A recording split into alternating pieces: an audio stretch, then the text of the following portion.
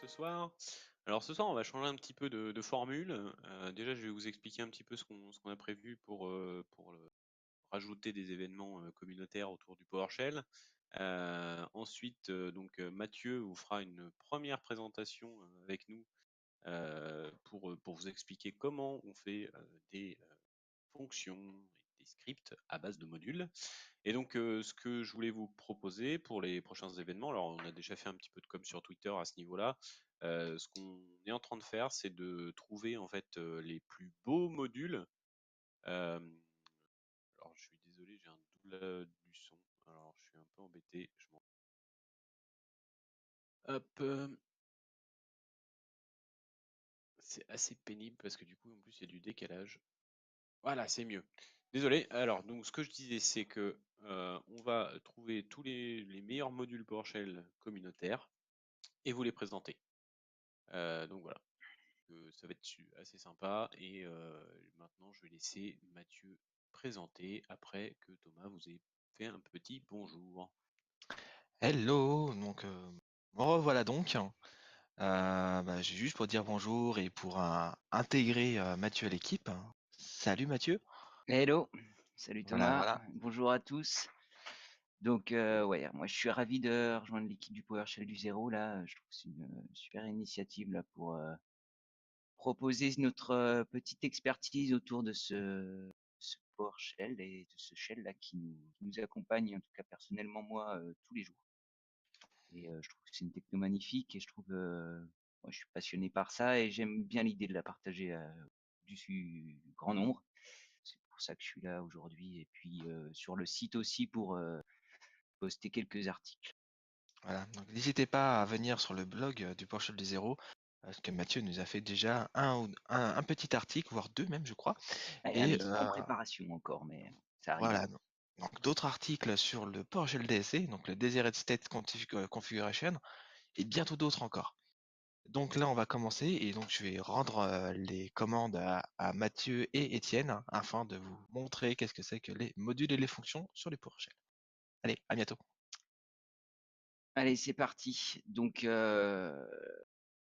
Bah, s'est je te déjà laisse te présenté. présenter. Ouais, Ouais, mais donc présente-toi rapidement, explique un petit rapidement, peu. donc moi je travaille chez Orange Business Service. Je suis aujourd'hui consultant DevOps sur la stack Microsoft. Donc ma partie c'est à la base du Dev C Sharp. Et puis à l'occasion d'un projet là qui m'occupe depuis 1 an et demi, 2 ans, je rejoins nos petits amis Ops là pour aller déployer des Active Directory, du Beanstalk, du SQL Always On, des API dans tous les sens. Voilà, donc moi c'est le PowerShell, c'est quelque chose qui m'accompagne depuis 2 ans. À la base, c'est plutôt C Sharp, Visual Studio et le monde du backend API. Voilà pour ma part. Et puis, comme je disais tout à Bah, l'heure, ravi de partager les connaissances autour de PowerShell. et ben c'est très bien. Alors du coup, moi, vous me connaissez déjà normalement si vous avez déjà regardé les anciennes vidéos. Alors après, n'hésitez pas à les re-regarder si besoin. Donc moi, je travaille chez Dell EMC dans la partie consulting. Euh, donc je suis aussi MVP sur la partie Cloud et Data Center Management. Moi, je fais du PowerShell depuis tellement longtemps que je me rappelle même plus quelle année j'ai commencé. Donc voilà. Donc voilà, Mathieu, je te laisse la main pour la suite. Ouais, alors on va passer sur le slide suivant. Donc le planning du jour, le fameux get planning.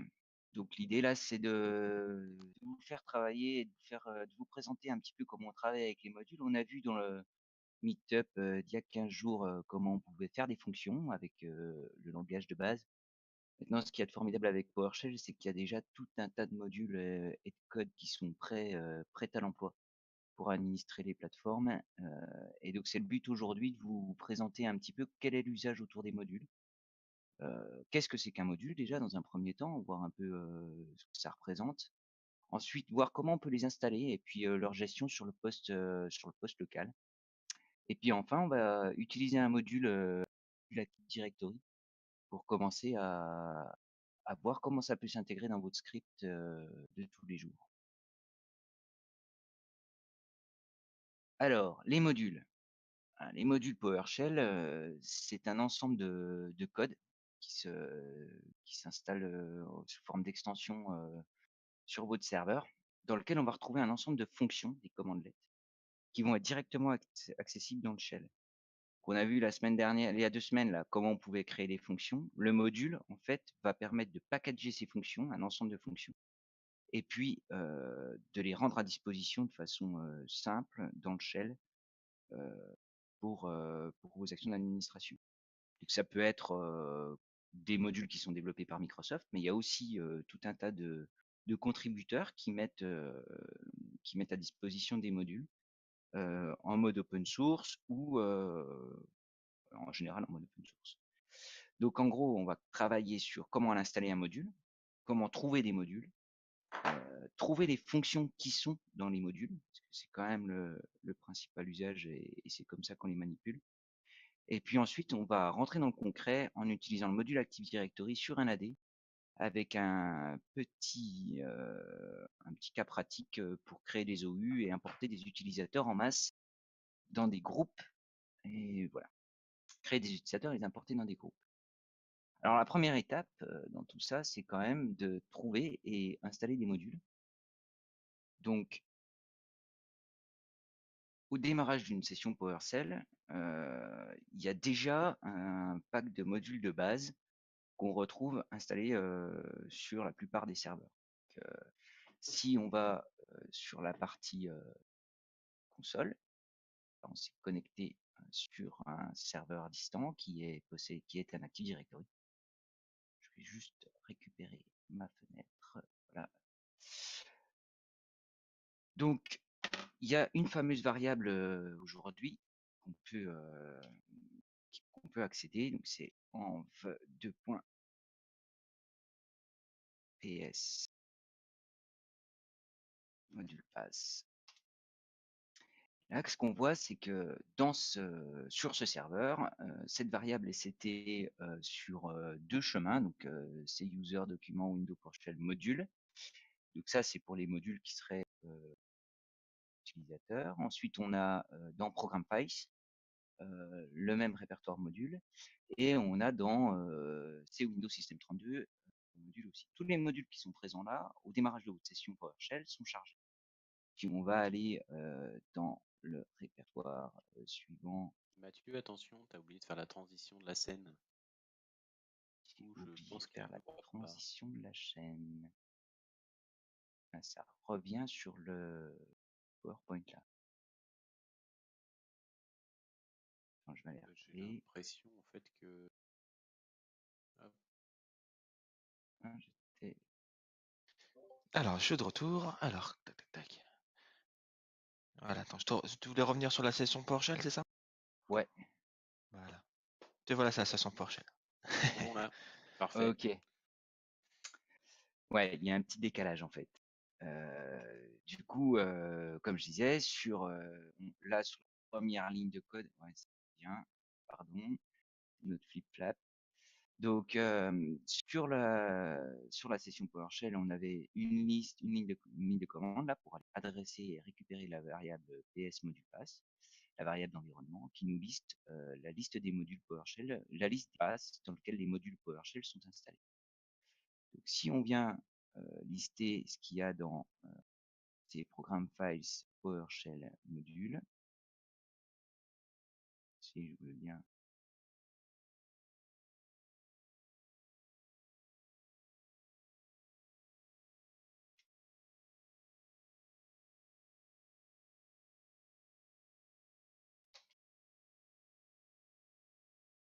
Là, on voit qu'on a déjà un petit paquet de modules. Donc, on a le module Pester, par exemple, les différents modules PowerShell.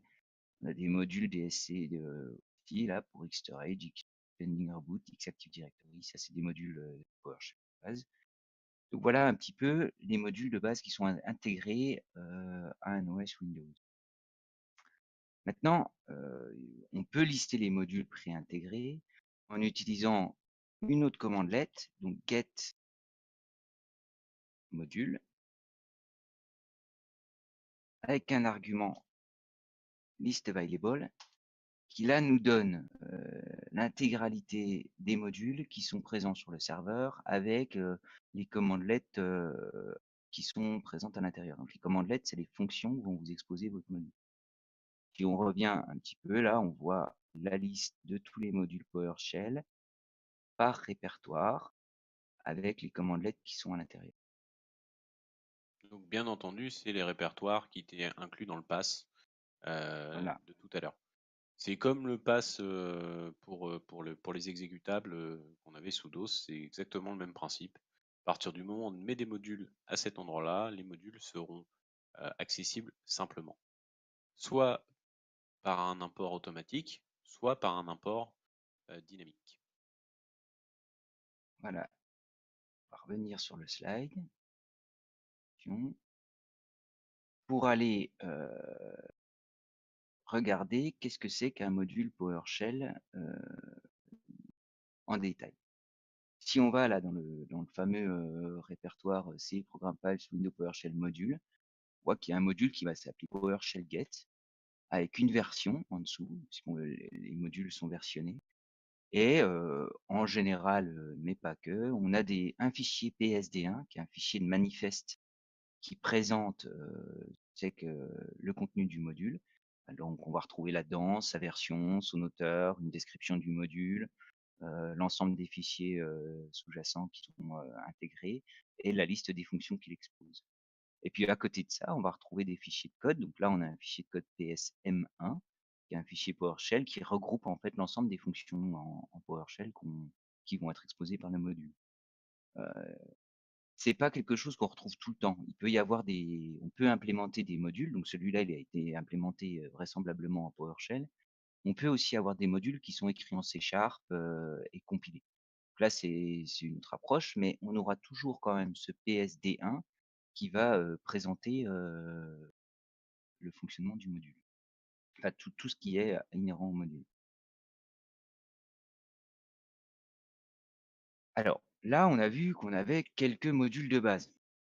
Maintenant, l'idée, c'est quand même de trouver d'autres modules, et notamment de trouver des modules qui sont sur Internet.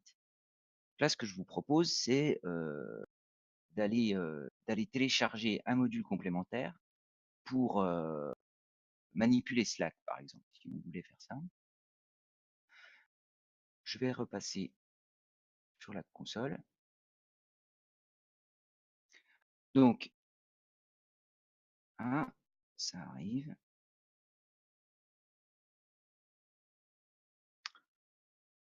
Donc, il y a deux commandes. Find module, là, qui permet de rechercher des modules. Et la commande install module. Je pense que le stream est un petit peu en retard.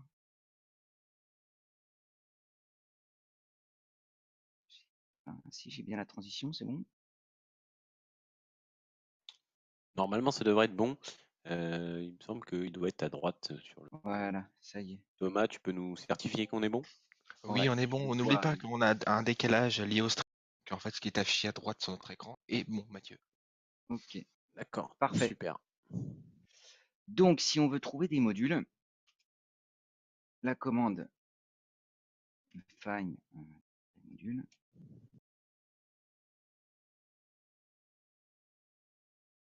Et là, on va chercher, par exemple, le module PS Slack.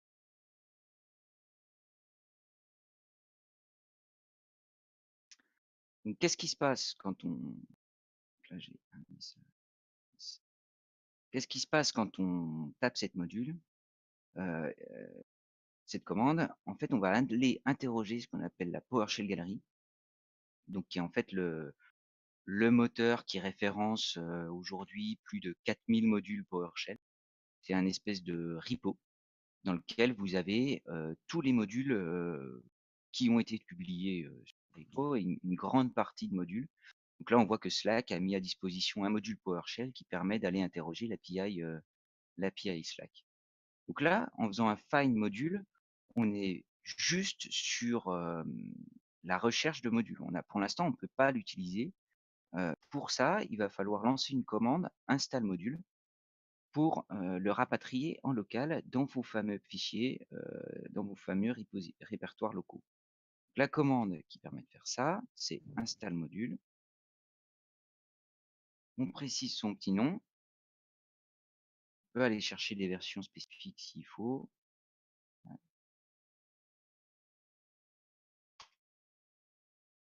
Et en faisant cette commande-là, on va aller rapatrier le module sur le PC local.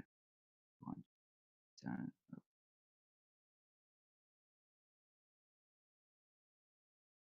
Il récupère le zip, il l'installe. Et donc voilà, cette fois-ci, on a récupéré le module PowerShell en local. On va pouvoir Alors, commencer à l'utiliser. petit aparté, on a une question d'un de nos confrères. Qu'est-ce que c'est que Nugget, Mathieu?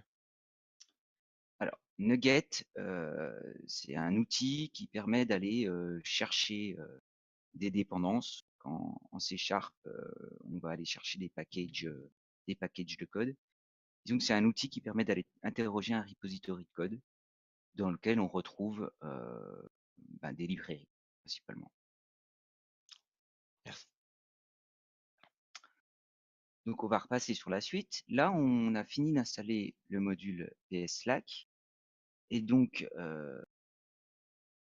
on est prêt à l'utiliser. Je vais passer au slide suivant.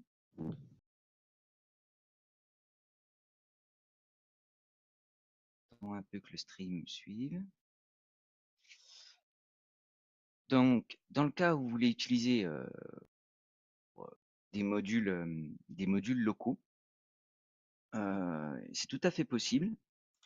Pour ça, aujourd'hui, là, en utilisant install module, on a téléchargé le module à distance, on l'a amené en local dans ces Program Files Windows PowerShell module avec tout son répertoire qui va bien.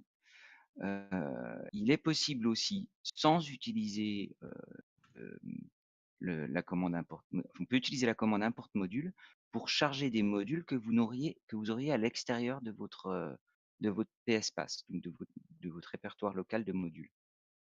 C'est quelque chose d'intéressant, c'est ce qui permet pendant les étapes, par exemple, de développement d'un module, de le charger, de le décharger et de faire des allers-retours comme ça pour récupérer des nouvelles fonctions dans votre shell. L'usage des modules de import module et de l'installation physique en local dans le PSPass, c'est pour un usage quotidien. Quand vous êtes en phase de développement, c'est souvent plus pratique de travailler dans votre répertoire de code source et de faire un import module en allant pointer un fichier PSM1 directement. Donc là, on voit, c'est la même chose que l'import module, sauf que j'ai déplacé le module PS Slack dans le répertoire C2.temp, c'est ce qu'on voit en haut à droite dans la fenêtre de code sur le PowerPoint. Et en faisant un moins verbose, on voit que la liste des commandes qui sont importées au travers de ce module. On voit que le module PS Slack importe find Slack message, get PS Slack config, etc., qui sont toutes les méthodes exposées par le module. Pour le décharger, on fait simplement un remove module avec le nom du module et il disparaît de la session. Ça veut dire que l'ensemble des commandes que vous avez chargées, dans notre cas par exemple get slack out, va devenir disponible quand on fait un install module et quand on fait un remove module, il disparaît du shell.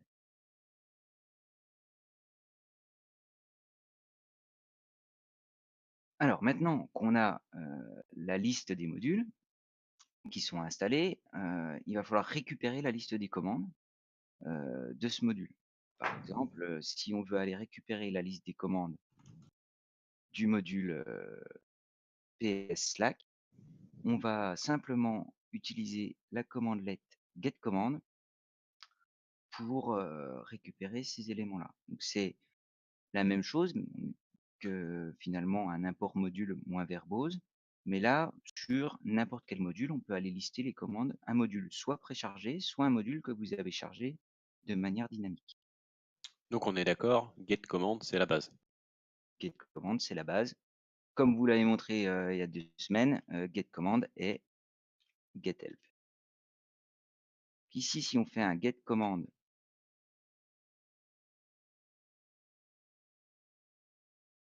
en spécifiant le module PS Slack,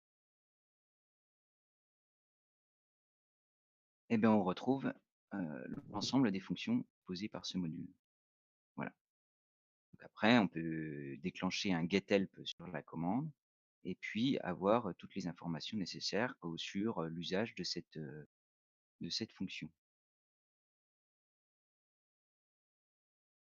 On revient sur le slide pour la suite.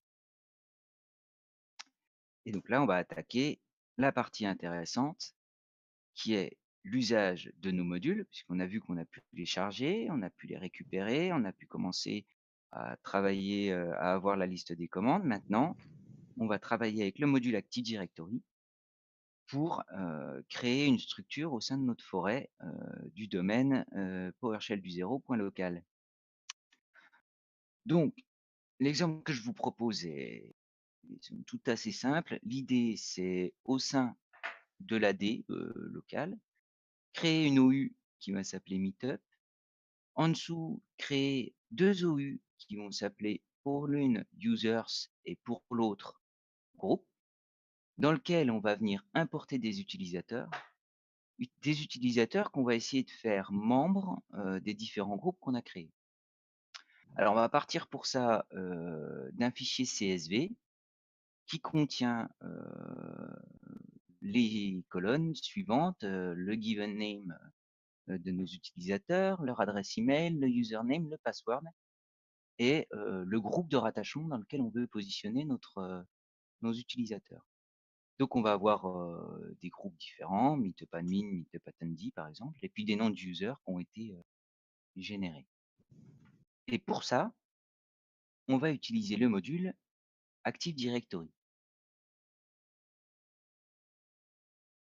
Alors, comme on est sur un serveur Active Directory, ce module il est déjà préinstallé. Donc si, c'est ce qu'on a vu tout à l'heure quand j'ai listé les répertoires qu'il y avait dans ces deux points Windows ces deux points Programme Files Windows PowerShell module, on avait un module qui s'appelait X Active Directory, qui regroupe en fait toutes les commandelettes qui vous permettent de manipuler un AD. Donc Mais là encore, Mathieu, si on fait, on oui, dirait que tu es connecté sur un serveur à distance via PowerShell. Tu peux expliquer comment tu as oui, fait pour te connecter à distance? exact. Comme vous voyez là dans la fenêtre de commande, on est connecté sur PTZ West Europe Cloud App. Donc c'est une machine dans Azure. Étienne nous a monté ça hier soir pour préparer le module, le meetup. Et là, en réalité, pendant le stream, je suis connecté sur le PC de Thomas. Donc pour aller vous montrer tous les scripts, il fallait bien que j'ai un Active Directory. Puis On montrer a les fait bonnes pratiques aussi. voilà. Du coup, on a fait un Enter PS Session. Donc on se connecte à distance à travers un lien WinRM pour aller via PowerShell manipuler une machine à distance.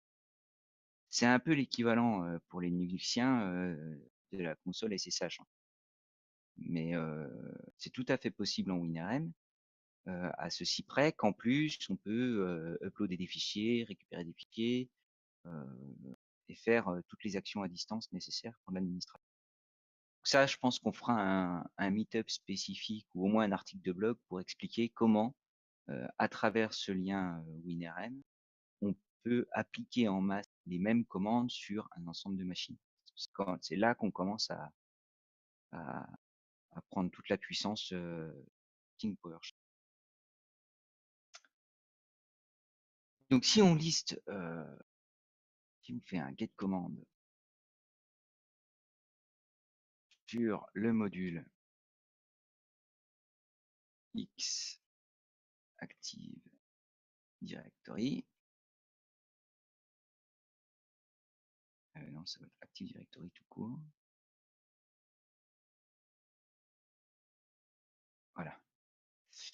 Là, on retrouve toute la liste des commandes. Voilà. Juste pour en dire un peu net. Hop. on retrouve cette toutes les commandes let qui sont proposées pour manager un Active Directory par le module Active Directory. Donc nous, principalement, on va utiliser new AD user, new AD organizational unit et new AD group pour créer nos différents groupes. Donc, on va commencer. Le petit TP. Première étape, comme on l'a vu tout à l'heure, on va créer les OU. Donc pour ça, comme on l'a vu la dernière fois, on va commencer à utiliser une petite fonction, voilà, dans lequel je me positionne là, une petite fonction. CTRL-J. CTRL-J. Voilà, tu vois, fonction, commande let. Commande let. Voilà. Comme ça, on fait les feignants.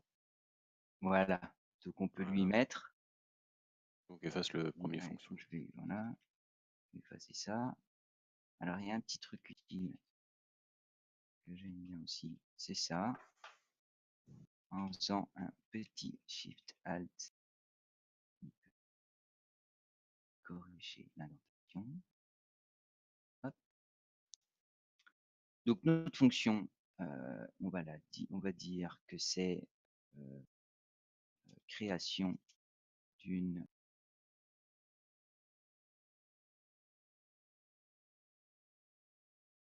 unité d'organisation. Donc là, on pourra mettre une description. Là, on mettra les exemples à la fin. On en a besoin d'un seul. Et notre fonction, on va l'appeler new. Toujours dans l'idée de ce respect des bonnes pratiques, le verbe et l'action. Et là, c'est une fonction communautaire. Donc on va l'appeler new CAD OU. Donc, on a besoin de quoi dans cette fonction? Juste un paramètre. Ça, elle nous retourne rien du tout. Pas mettre alias non plus. Alors, c'est un paramètre mandatory qu'on va appeler où est-ce qu'il nous faut le chemin LDAP pour stocker notre OU. On va appeler ça OU location. Ah, pas besoin de ça. Besoin de ça. Voilà, on pourrait typer les paramètres en disant que c'est du system string, par exemple, devant. Ici. Et là, on est dans notre process. C'est la même chose qu'il y a 2 semaines. On va commencer par vérifier. C'est quand même une nouvelle fonction qu'on vient rajouter en plus. Il faut qu'elle apporte des choses nouvelles. Donc, dans Active Directory, dans le module, on a déjà quelque chose qui nous permet de faire un New Organizational Unit.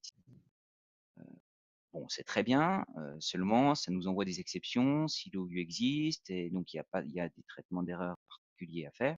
Nous, ce qu'on veut dans notre fonction là, c'est créer l'OU, mais au préalable, vérifier qu'elle existe. Donc, pour ça, on va définir check OU, qui va nous appeler un petit utilitaire, ATSI pour ne pas le nommer, qui propose une méthode exist, dans lequel on va pouvoir aller interroger le LDAP local.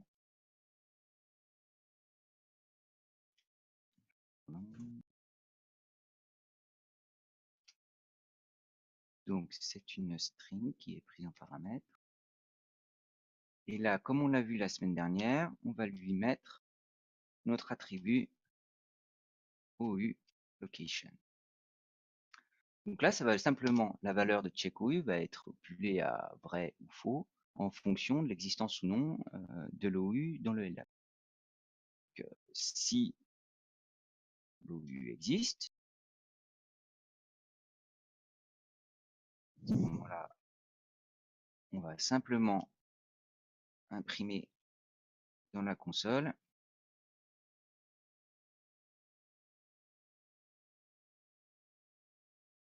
un petit message pour dire attention, OU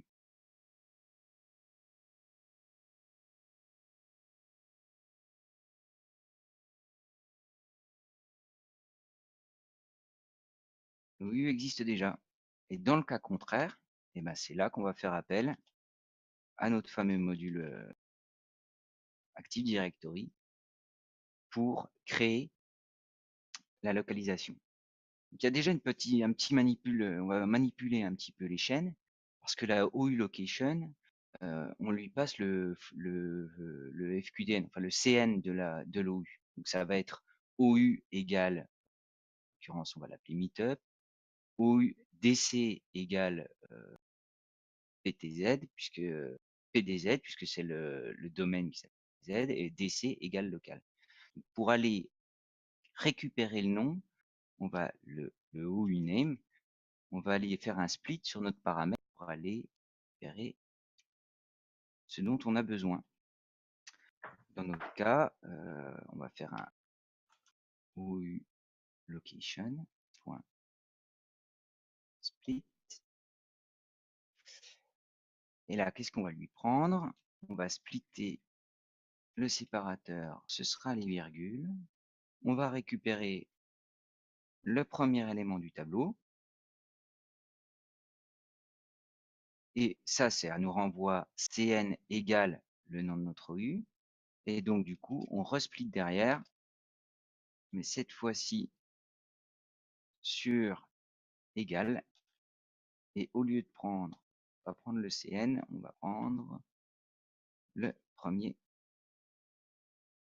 la première valeur. Donc, dans OUName, on aura bien notre OU global. Ensuite, la localisation, l'endroit où est-ce qu'on veut le créer. Donc, faire un $OU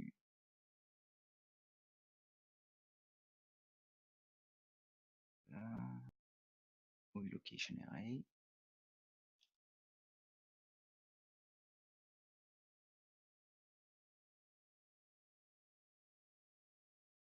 Vous voyez plus.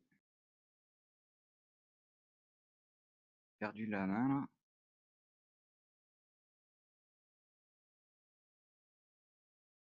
Allô? Oui. J'ai plus la main sur la Ah console. ouais? Tu n'as plus la C'est main la sur la console. connexion TeamViewer qui a sauté et qui est en train de revenir. C'est bon là, apparemment, tu peux refaire des trucs. Non, j'ai plus l'espace. Si, espace, ça a marché. Ouais, mais je l'ai plus dans mon retour de. Bah sinon, alors attends. On était où? OU location. Hop. Ouais. OU location, qu'est-ce qui doit être égal à quoi de... Alors attends, je vais le mettre. Il faut le OU location. Faire un join. Je vais accélérer un peu parce que ça, le temps avance. Si on veut du.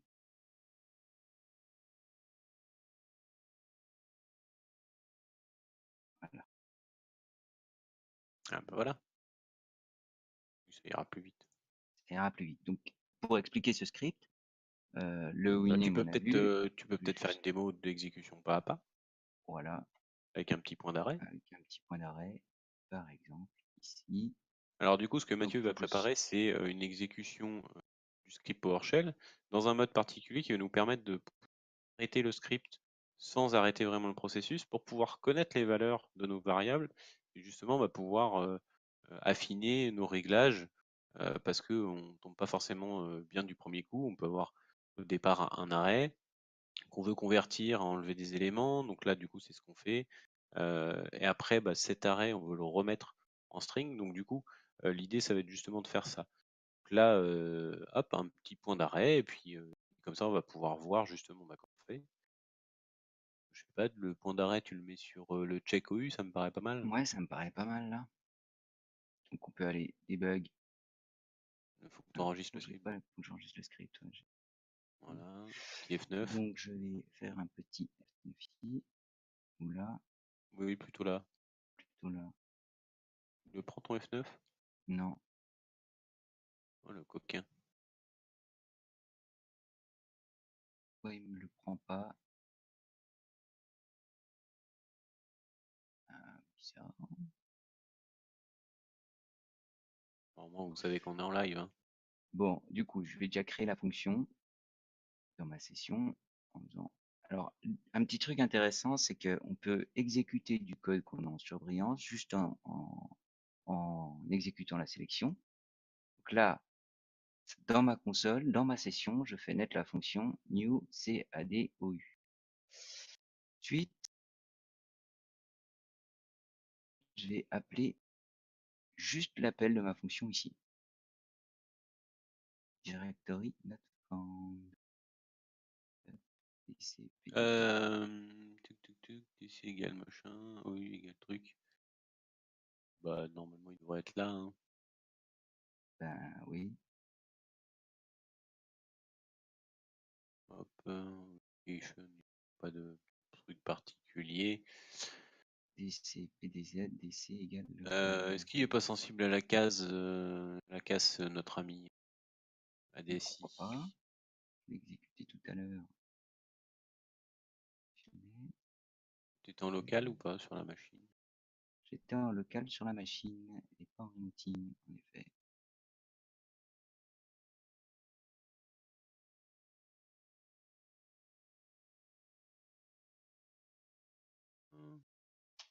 C'est l'effet démo. Objet not found. Ah, mais oui, mais parce que en fait, OU name, c'est OU location. Split.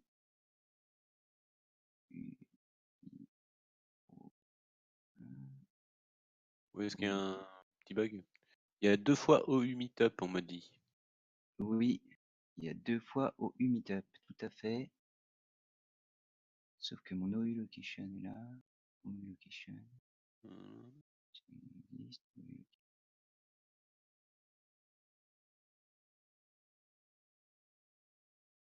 Ah, c'est normal, dans ton pass, tu utilises OU Location. Dans le New AD Organizational Unit, le pass, tu utilises OU Location. Ouais. Et à mon avis, Ah oui. il contient toujours le... Oui, il Ah non, contient toujours le meetup, ouais. Bon, on va faire du ouais, coup. mais il devrait pas. Il devrait pas. Bah, il devrait pas parce que au-dessus, il t'écrit bien OU Location. Bon, on va faire plus simple. Mets-le dans une autre... Je vais faire comme ça. OU location plutôt que de passer par un array. Le OU location array. Bah, Ah, mais le join, là, tu le mets dans un autre, dans une autre variable. ouais. Je vais faire un autre truc.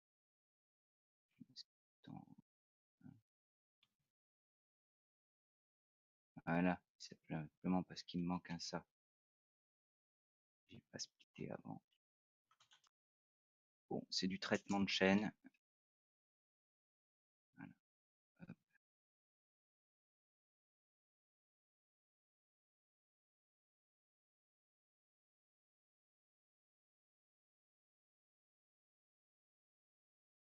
Voilà. Donc là, on a créé notre premier OU Meetup. Et on peut Youhou! Youhou! Et on peut enchaîner pour créer nos deux sous-OU, les groupes et les users. Voilà. Hop. Merveilleux. Et voilà. Là, on a bien la structure d'OU qui a été créée. Et tu nous le montres en live? Moi, je crois que ce que je dois. Je vais faire un get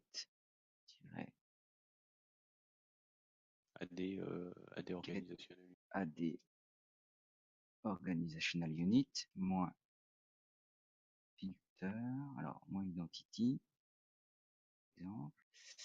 Alors, on va pouvoir mettre des templates de notre fameuse.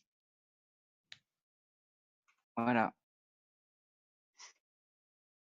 Donc là, on a le résultat et on constate bien en interrogeant l'AD qu'on a une OU particulièrement vide, mais bon, elle est là.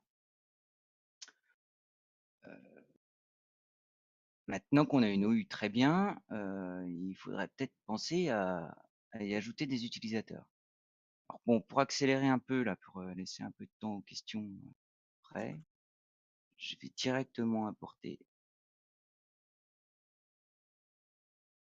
le Le script. vrai script.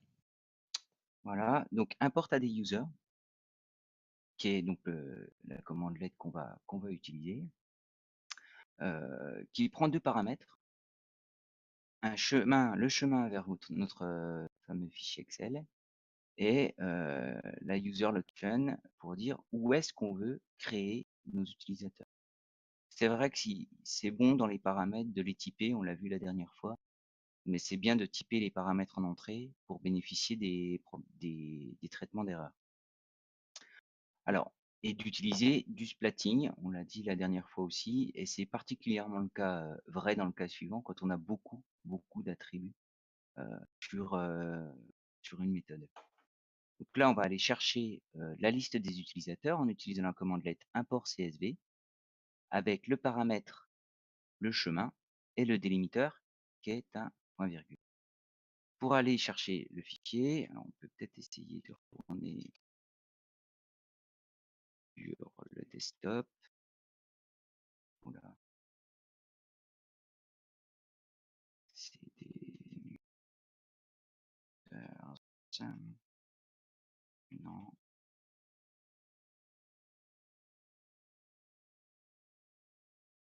Là, normalement, si dans le desktop, j'ai un fichier fakeuser.csv. Donc si je fais un get content de .slash. Donc voilà, on retrouve avec un fichier CSV classique avec le given name, le mail, le username, voit ici, le password et le groupe de rattachement. Donc ce fichier, on importe l'utilisateur et pour chacun des utilisateurs qui sont dans cette liste, on va aller interroger l'AD de la même manière, on interroge l'AD pour ce qui n'existe pas déjà. S'il existe, à ce moment-là, on met un petit message. Sinon, eh ben, on appelle le new AD user avec les paramètres d'utilisateur. Donc là, le splatting est important parce que ça rend des fonctions sinon illisibles quand on les appelle. La fonction getAdUser, on voit que ce qu'on croit. Et si on fait un getHelp sur le name get-aduser,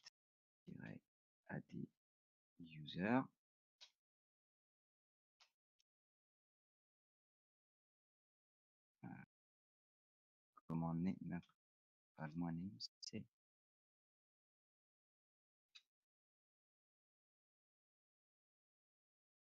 Ouais, tu le laisses vite, ça marche. ouais.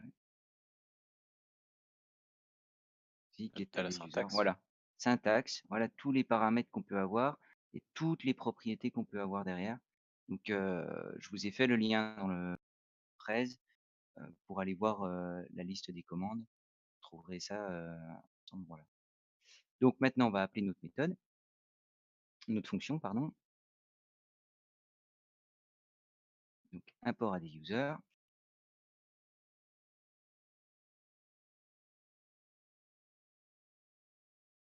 On lui passe bien le pass, la localisation, et on veut mettre nos utilisateurs dans l'OU users, meetup, PDZ local. Allez, c'est parti. Alors, là, bien sûr, il faut que ma fonction existe dans ma session, et pour ça, un petit execute script de la zone sélectionnée, et hop, on a cette fois-ci déclaré la fonction. On relance la commande.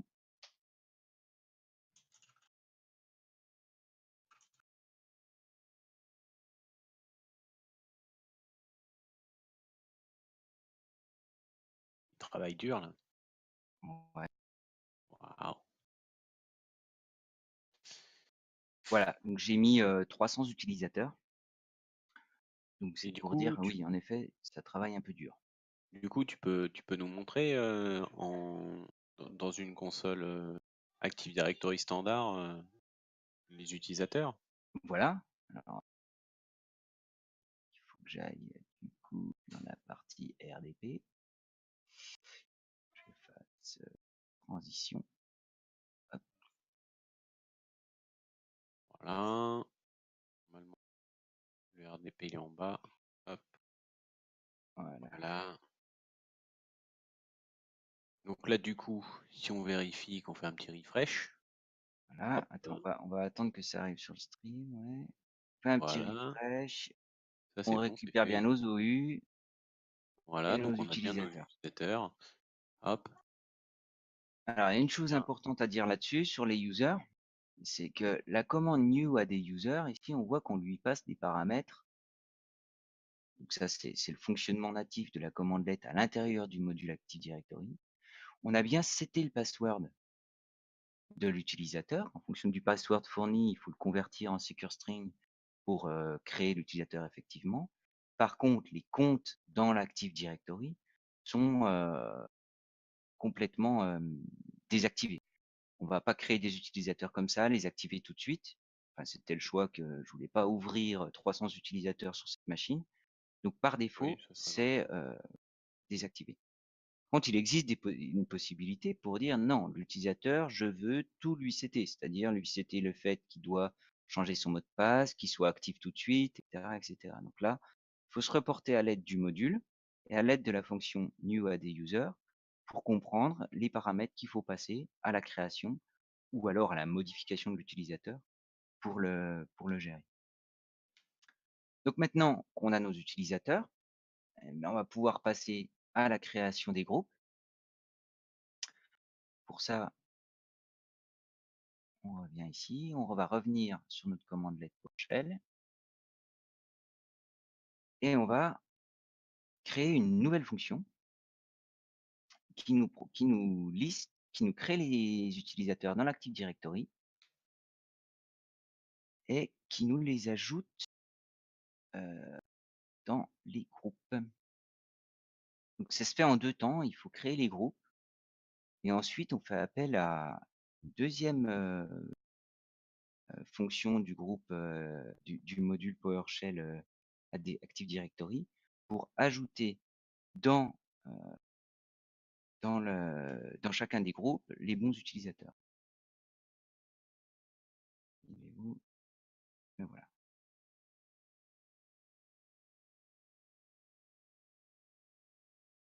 Donc la fonction import groupe, elle fonctionne un peu de la même manière que la fonction import utilisateur. On va simplement lui passer le chemin toujours vers notre fichier CSV, le groupe location pour préciser où est-ce que sont les utilisateurs, les groupes, où est-ce qu'on veut les créer, et les user location, c'est simplement pointer l'OU dans lequel on vient de créer nos utilisateurs. Je repasse rapidement sur le chargement de la liste des utilisateurs. C'est la même chose que pour les tout à l'heure. Donc on recharge notre fichier CSV et là on va aller pouvoir le requêter pour récupérer la liste des groupes. Alors cette fonction c'est du pipe. L'idée c'est bien de passer ce tableau user list, d'aller sélectionner la dernière propriété qui est le groupe. Pour rappel, si je fais un get content sur slash take user pour que vous voyez la structure. Donc l'attribut, c'est le dernier de la colonne là. Mon fichier CSV, il y a un header en entrée et quand on fait un import CSV, automatiquement il nous crée des objets. Le langage PowerShell est un langage objet qui ont un attribut groupe qui seront, dans notre cas, là, sur la fin, ils seront tous dans le groupe Meetup Attendee. Ce qu'on fait, c'est qu'on parse la liste des utilisateurs, on va récupérer la propriété groupe et on va aller sélectionner un objet groupe, mais de façon unique. C'est l'équivalent d'un select distinct dans une base de données pour aller avoir que la valeur des 3 groupes, Meetup Admin, Meetup Attendee et Meetup Contributor. Ensuite, pour chacun des groupes, je me fais un petit alias pour récupérer le nom du groupe et je vérifie si le groupe existe. Encore une fois, si le groupe existe, On précise simplement qu'il existe déjà. Et ensuite, on va venir, s'il n'existe pas, eh bien, on crée le groupe. Donc, on lui passe le groupe name. La catégorie, c'est simplement pour dire si c'est un groupe de sécurité ou un groupe de distribution. Le scope, c'est pour dire si c'est domaine local, enfin l'Active Directory local. Et le pass, c'est simplement le chemin. Dans notre cas, ça va être OU groupe, OU groupe, OU meetup attendee, DC, BDZ, DC local. Une fois que le groupe est créé, on va venir le récupérer avec cette nouvelle commandelette getAdGroup pour charger effectivement l'objet groupe. Et on va aller requêter notre liste d'utilisateurs pour prendre tous ceux qui ont la propriété groupe qui est égale à notre groupe name. Et ensuite, pour finir, pour chacun des membres qu'on vient de requêter, on récupère la liste des utilisateurs dans l'AD et on vient faire un add group member. On vient spécifiquement dire que l'utilisateur AD user, eh bien, on vient le plugger dans l'AD group. Si on veut lancer cette commande-lettre là, c'est là que la magie opère. Hop.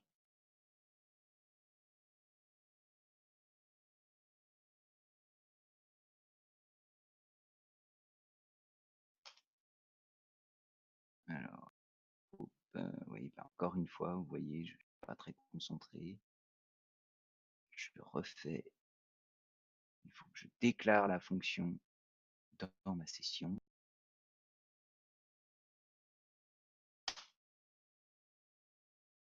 Et c'est parti.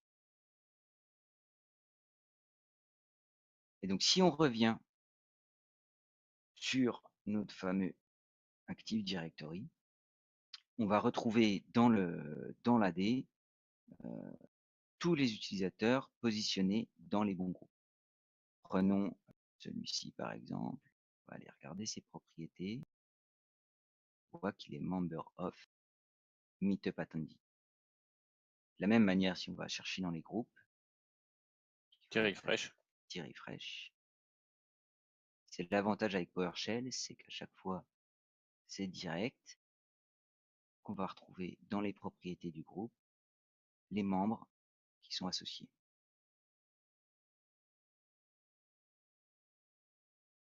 Alors bien entendu, les scripts, on va les mettre à disposition, donc on va corriger parce qu'apparemment on a peut-être un petit peu oublié de partager les anciens scripts.